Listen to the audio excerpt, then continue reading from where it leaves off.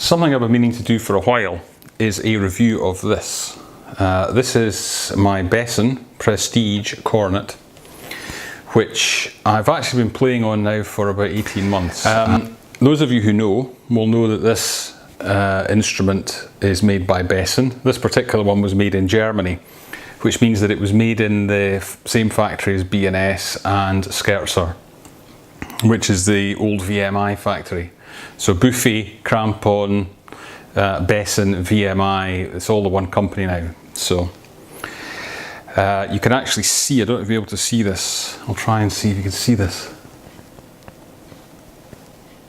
See if you can see that. No, I don't think you're going to be able to see it, but let's say made in Germany on it.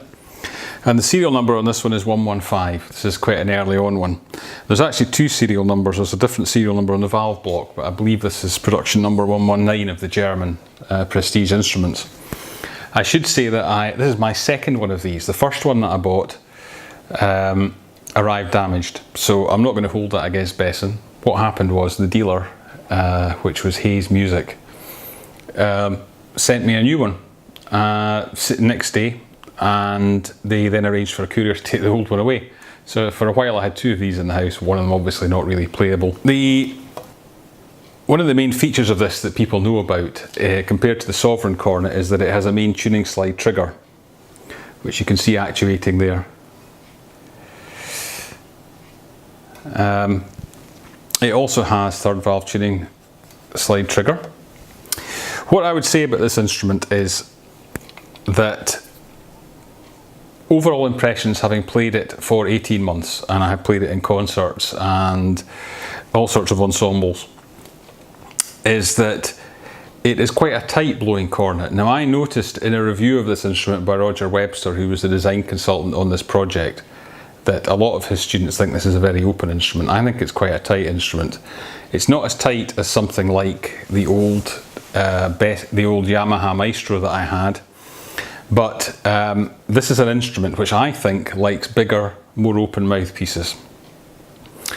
I'm currently playing on an Alliance RM3, which is a very deep cut mouthpiece, and I've tried it on different sorts of mouthpieces. It will not play on a Bach type mouthpiece with the very narrow throat. It just will not articulate. I have tried and tried and tried to make that work, and it just will not do it. It would be nice if it did for jazz type things, because this is a very bright sounding instrument. Compared to a Sovereign, I think this is a lot brighter. If you play this on even something like a Bach 3, which is quite a deep orchestral mouthpiece, this sounds very bright, and it requires that deep British type cornet mouthpiece. It works fine with Dennis Weck, it works fine with Alliance. I've tried it on various things. The instrument is supplied with two sets of valve caps. You can see this is the standard size, and this is the heavyweight type. And it also has two sets of finger buttons. The ones on the top here at the moment, these are the standard ones. There are heavier weight ones as well. Now, I have tried all the possible permutations of this, and with every combination that I have tried, the one that works best for me is the standard weight buttons on the top and a single heavyweight one on the third. What that heavy cap does on the third is it makes the instrument feel more even. It makes the differentials between each note feel more equal as you go up the register. One of the interesting issues about tuning this instrument, it doesn't have a first valve tuning slide trigger. And I think that's a problem, because say you were going from an E, which is 1 and 2 on the first line. Now, normally what you would have to do is, because that's going to be a bit sharp, you're going to want to put your trigger out a little bit, and what happens is you put the main tuning slide trigger out a bit, and if your next note is an F, or that's a bad example, if your next note is a G, say you're going E, G, then you're going to have to get that slide straight back in. If this was a first valve tuning slide trigger, you could actually leave it out when you go from E to G, because it's going to be out of the circuit. So one of the ways that I have found to compensate for that, and I think it might be one of the design features of this instrument, I have found that the first valve tuning slide needs to be out slightly. It actually plays better in tune across the whole range if that is out by just a tiny fraction. You can just see it's out a small amount. And that reduces some of the need for that first valve extension.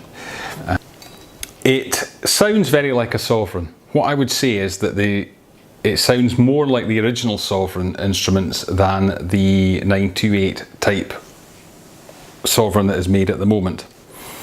There's a lot more to this than just the main tuning slide trigger. The main differences are that just at this point here, the tubing swages out more. It's almost like someone has put a ball through there, you know?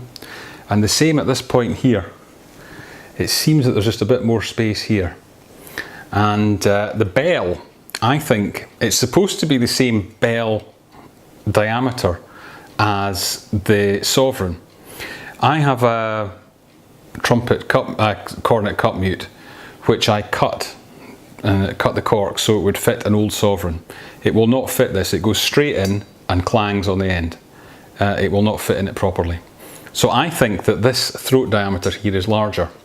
That could just be a difference in tooling between the Edgware factory and Germany, but it certainly feels bigger physically when you're putting the mutes in. Comparing it to Yamaha, I haven't really played a Yamaha Neo. I've played a Yamaha Zeno, which is not dissimilar. My feeling is that if you prefer playing on smaller mouthpieces or tighter mouthpieces, the Yamaha is a better proposition. If you are used to playing on bigger, more open mouthpieces, then I would recommend this. What this has is a very mellow sound when you are playing quietly. If you're playing a cadenza or one of these solos in the middle of a brass band test piece, this sounds extremely mellow, very old-fashioned Cornet-like. As soon as you start to push it, it brightens up. And it brightens up in a very orchestral way. So even with this mouthpiece, I played Superman, the John Williams Superman on this, and it sounded not trumpet-like, but it had that boldness of sound that you wouldn't get, in my experience, on some of the other brands of instruments, and I think more so than even the Sovereign Cornet. So I hope you found that useful. I will put one thing, build quality. The build quality is generally very good. This fell off after about a year. It was less than a year, so it was under warranty. I had it soldered on by a local brass technician. Now, this is nothing to do with Boozy and Hawks. That was a B&S or VMI, Buffet Crampon type company fault. Nothing at all to do with poor British workmanship or anything like that. I could have set it back under warranty, didn't bother. I thought it was better to have it just done quickly locally because I had a concert coming up. But that's my view on this instrument, the Besson Prestige Cornet, and I hope you have found that interesting. Thank you. Just a little addendum to this video. After I had made it, and this was my second attempt, I realised I had missed out a couple of important points. The first point was that this is very much my personal opinion. It's not a proper review, it's just my own opinions about this Cornet and how I've found it over the past 18 months or so.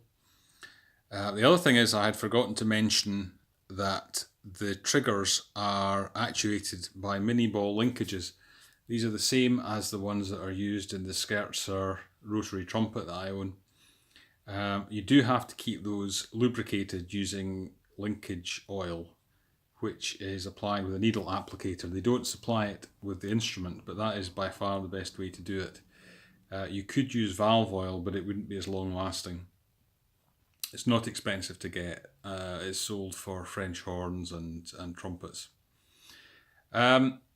So, to conclude this video, I have recorded some different genres of music on the Prestige Cornet.